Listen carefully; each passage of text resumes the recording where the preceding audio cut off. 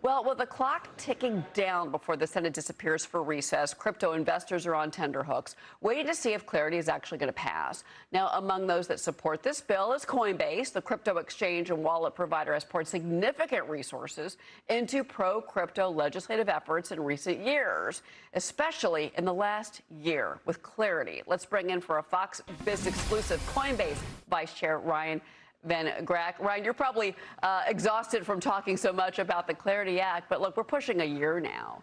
And even though you've got, Chairman Scott, you've got Senator Lummis that are trying to get this over the finish line, you heard our correspondent on Capitol Hill say this is likely not going to make it on the docket this week. Yeah, well, never too tired and too exhausted to fight for our customers.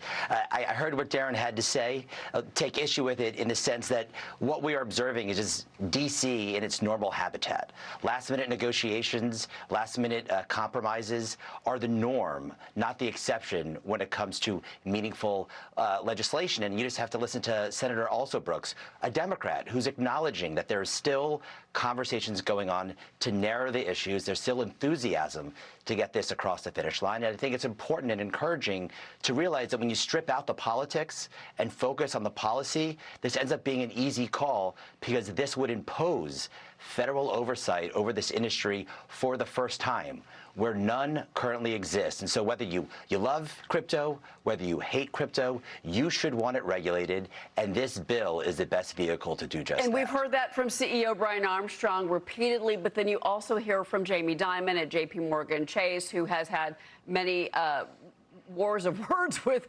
Brian Armstrong, to put it bluntly, in particular over the issue of rewards. And you heard Darren say, that's still an issue here. Now it's the community banks that they're talking about. That's still the issue, is that you don't want to have these rewards. How can you have these companies, these cryptocurrencies, et cetera, these crypto companies not be under the same regulatory purview as the banks, because, especially when it comes to the rewards? We're still talking about that, Ryan. Does that surprise you? I guess nothing surprises me in D.C., but I want to take a step back. And to the extent that someone is suggesting that this bill represents a windfall or an unfair advantage of crypto over the banks, they have to have their tongue firmly planted in their cheek, because the reality is this bill imposes obligations on the crypto industry. This bill has 600 pages of rules and regulations on the crypto industry that do not currently exist. So it's tough to reconcile the rhetoric with the reality in that regard. Well, but he did mention Senator Hawley, Josh Hawley, talking about the community banks. I needed to bring that up to you. There's this Wall Street Journal op-ed from Monday night, and I want to get your reaction to this, because it says "Clarity for Crypto" sort of is the headline by the editorial board of the Journal. And here's what they write: the Senate bill to regulate the digital currency needs changes to reduce risk to the financial system. And they mention, in particular, is it the CFTC? Is it the SEC who regulates it? What are the rules, et cetera? But they also talk about the president's role in this.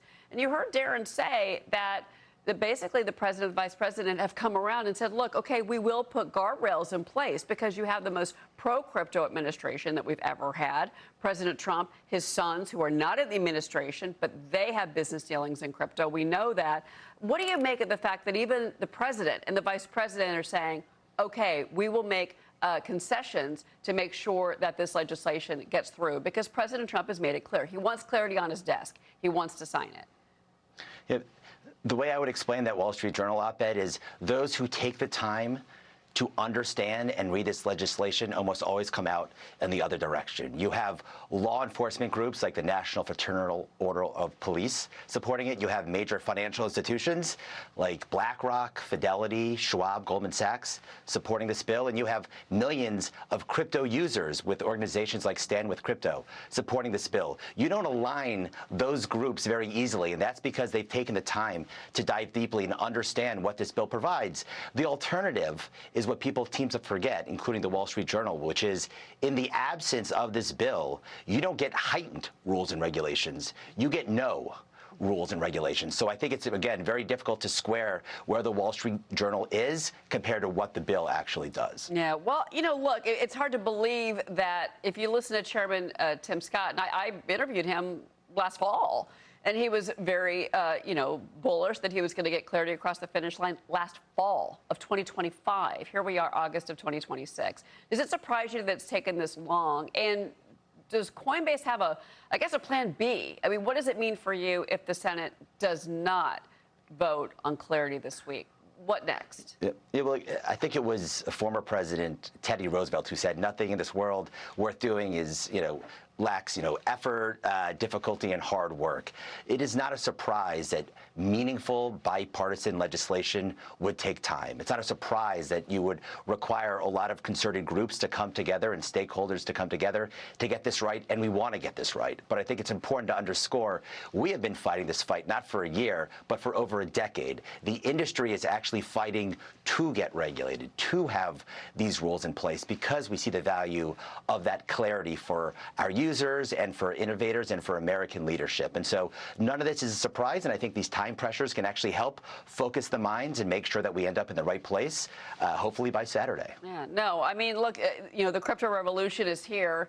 How is it regulated is not here, to put it bluntly. Ryan VanGrack, thank you so much for being here. Please come back on Fox Business. We're following all of this. Absolutely. Thank you. All right.